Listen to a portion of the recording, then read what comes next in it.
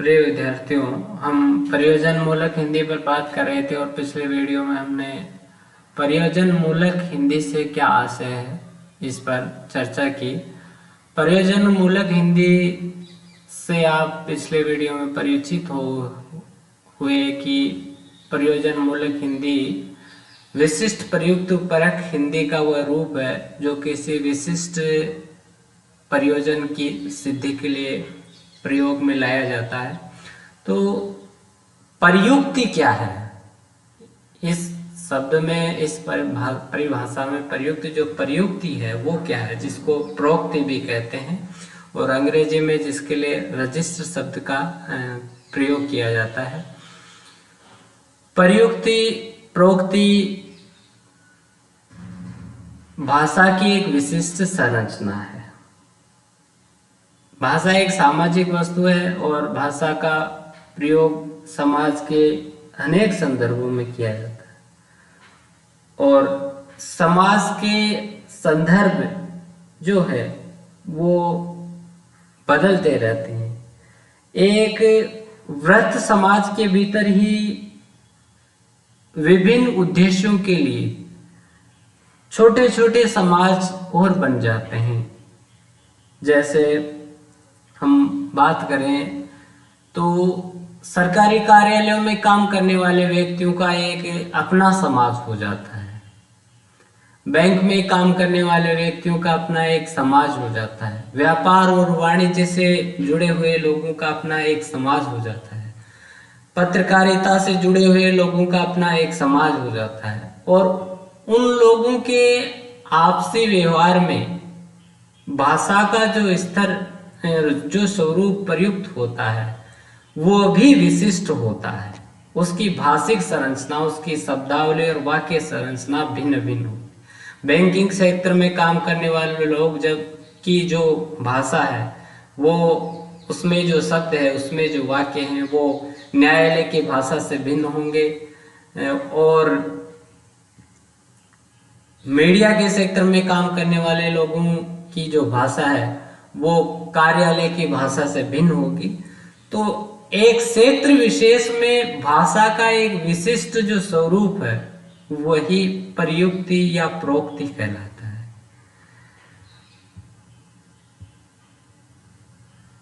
शब्द परक अर्थ अपन देखते हैं कि प्रयुक्ति शब्द जो है वो बना है प्रयुक्त में ई प्रत्यय के लगने से, और प्रयुक्त का अर्थ होता है जो काम में लाया गया है, प्रयोग में लाया गया है। तो भाषा का वह रूप जो किसी विषय या कार्य क्षेत्र में प्रयुक्त होता है, बार बार प्रयुक्त होता है और उस कार्य क्षेत्र की एक भाषिक विशिष्टता बन जाती है। भाषा का जो रूप एक विषय में, एक कार्य क्षेत्र में बार बार प्रयोग में लाया जाता है, जो उस क्षेत्र की पहचान बन जाता है और उस विशेष भाषिक संरचना का उस क्षेत्र में ही प्रयोग किया जाता है और वहां पर उसका एक निश्चित अर्थ होता है। उस विशिष्ट भाषिक संरचना या भाषिक विशिष्टता को ही उस विषय या कार्य क्षेत्र की प्रयुक्ति कहा जाता है, जिसको प्रोक्ति भी कहते हैं और अंग्रेजी में जिसके लिए जो है रजिस्टर शब्द का प्रयोग किया जाता है। सामाजिक स्तर भेद के कारण भाषा में जो अंतर आता है वही प्रयुक्ति का रूप निर्धारण करता है। समाज के अलग स्तर है और उसके कारण भाषा के रूप में अंतर आता है। जैसे मैंने पहले भी कहा, व्यापारियों की भाषा जो है वो न्यायालय की भाषा से भिन्न होगी। व्यापारियों की भाषा और कचहरी की भाषा का अपना अपना मुहावरा और शब्दावली होता है, शब्दावली होती है। इस तरह विविध स्थितियों और विशेष क्षेत्रों में भाषा की एक विशिष्ट संरचना तथा भाषा व्यवहार की एक निश्चित पद्धति बन जाती है जो उस क्षेत्र विशेष से जुड़े समाज द्वारा सामान्य रूप में स्वीकृत होती है और जिसमें उस क्षेत्र विशेष का समाज सामाजिक व्यवहार करता है।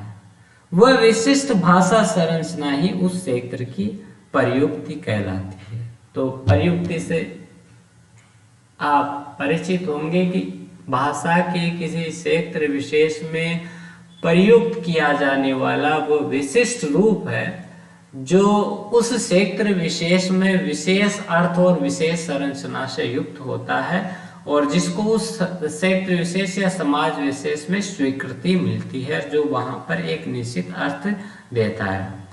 प्रयोजन मूलक भाषा के विविध रूप इन प्रयुक्तियों का आधार पर ही होते हैं कि प्रयुक्तियां अलग अलग भाषा की, अलग अलग विषयों की, अलग अलग क्षेत्रों की भाषा की अलग अलग संरचना स्वरूप है। वही प्रयुक्ति और उन प्रयुक्तियों के आधार पर ही प्रयोजन मूलक हिंदी के जो है वो क्षेत्र निर्धारित होते हैं। तो प्रयुक्ति के आधार क्या है? प्रयुक्ति किन आधारों पर बदलती है? तो पहला तो आधार है वो है शब्दावली। प्रयुक्ति का सबसे महत्वपूर्ण आधार जो है वो शब्दावली है।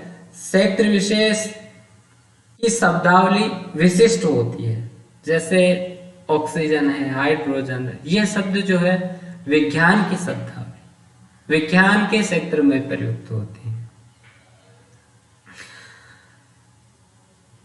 दूसरी शब्दावली का जो शब्दावली में दूसरी बात है वो ये है कि शब्दों के अर्थ विभिन्न क्षेत्र में भिन्न भिन्न हो जाते हैं। एक ही शब्द का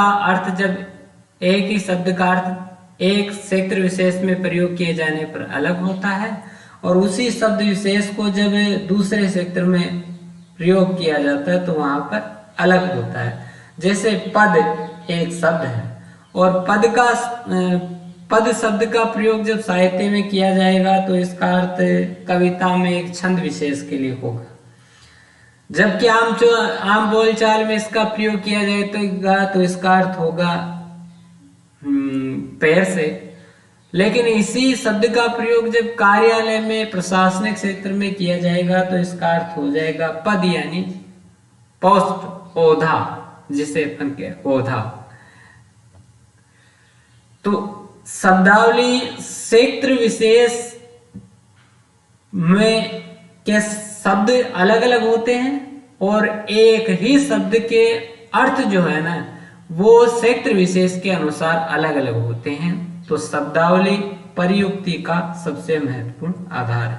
इन शब्दावली की भिन्नता के आधार पर ही अलग अलग क्षेत्रों की अलग अलग प्रयुक्ति होती है। दूसरा है विषय क्षेत्र। विषय के आधार पर भी शब्दावली अलग अलग होती है। प्रत्येक क्षेत्र की जो शब्दावली है वह और उसकी वाक्य संरचना अपने ढंग की होती है। जैसे न्यायालय की जो शब्दावली है वो विशिष्ट है और न्यायालय के शब्दावली में प्रचलित जो शब्द है उनका प्रयोग सामान्य रूप से अन्य क्षेत्रों में नहीं किया जा सकता। जैसे मैं बात करूं बनाम शब्द की, तो न्यायालय में जो मुक्त में दायर होते हैं उनमें बनाम शब्द का प्रयोग किया जाता है, मोहन बनाम सोहन।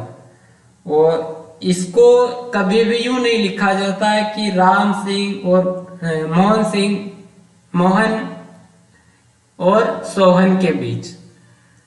तो क्षेत्र विशेष की एक विशिष्ट शब्दावली है। इसके अतिरिक्त हम और उदाहरण देखें तो जैसे न्यायालय में जब अभियुक्तों को उपस्थित होने के लिए कहा जाता है तो वहां पर शब्द प्रयुक्त होता है हाजिर हो। ऐसा शब्द प्रयोग जो है सामान्य रूप से अन्य क्षेत्रों में नहीं देखने को मिलता है। प्रयुक्ति का तीसरा जो आधार है वो संप्रेषण का तरीका, कि भाषा का संप्रेषण दो तरह से किया जा सकता है, मौखिक और लिखित। और मौखिक भाषा में भाषा की जो शब्दावली है, जो लहजा है, वाक्य की संरचना है, वो लिखित से अलग हो सकती है। एक ही बात को कहते समय मौखिक भाषा और लिखित भाषा में अंतर हो सकता है, क्योंकि मौखिक भाषा में किसी तरह की औपचारिकता नहीं होती है, जबकि लिखित भाषा में औपचारिकता होती है। इसलिए लिखित रूप में किसी बात को कहते समय, लिखते समय उसमें बड़ी सावधानी और सतर्कता बरती जाती है। चौथा जो आधार है वह वक्ता और श्रोता, लेखक और पाठक की स्थिति में, कि उस भाषा का प्रयोग कहाँ पर किया जा रहा है, वक्ता कौन है और श्रोता कौन है, लेखक कौन है और पाठक कौन है। जैसे अपन बात करें एक डॉक्टर की, तो जब एक डॉक्टर अपने मित्रों से चाय पार्टी पर बात करता है तो उसकी शब्दावली अलग होगी। जब वही डॉक्टर अपने साथी मित्रों से ऑपरेशन थिएटर में बात करेगा तो उस समय उसकी शब्दावली अलग होगी। वह डॉक्टर जब किसी सेमिनार में अपना व्याख्यान प्रस्तुत करेगा तो उसकी शब्दावली अलग होगी, और मरीज के सामने जब वो बातचीत करेगा तो उसकी शब्दावली अलग हो जाएगी। तो वक्ता और श्रोता, लेखक और पाठक की स्थिति से भी जो प्रयुक्ति है वो बदलती है। अगला है भाषा के औपचारिक तथा अनौपचारिक स्थिति पर। औपचारिक और अनौपचारिक से स्थिति है कि जिसको हम मौखिक भी कह सकते हैं। अनौपचारिक जो भाषा होती है वो अनौपचारिक होती है, मौखिक भाषा। इसी को ऊपर वाले उदाहरण से भी अपन समझ सकते हैं कि डॉक्टर जब मित्रों से बात करेगा तो उसकी भाषा में किसी तरह की औपचारिकता नहीं होगी, लेकिन वही डॉक्टर जब चिकित्सकीय दायित्वों का निर्वहन करते समय अपने साथी डॉक्टरों से बात करेगा तो उसकी भाषा में औपचारिकता होगी, और वहां उसकी भाषा का जो स्तर है, स्वरूप है, वो बदल जाएगा। तो प्रयुक्ति के ये आधार है शब्दावली, विशेषण, संप्रेषण का तरीका, वक्ता और श्रोता अथवा लेखक और पाठक की स्थिति, और भाषा प्रयोग की औपचारिक व अनौपचारिक स्थिति। प्रयुक्ति से और प्रयुक्ति के आधारों से आप परिचित हुए होंगे। धन्यवाद।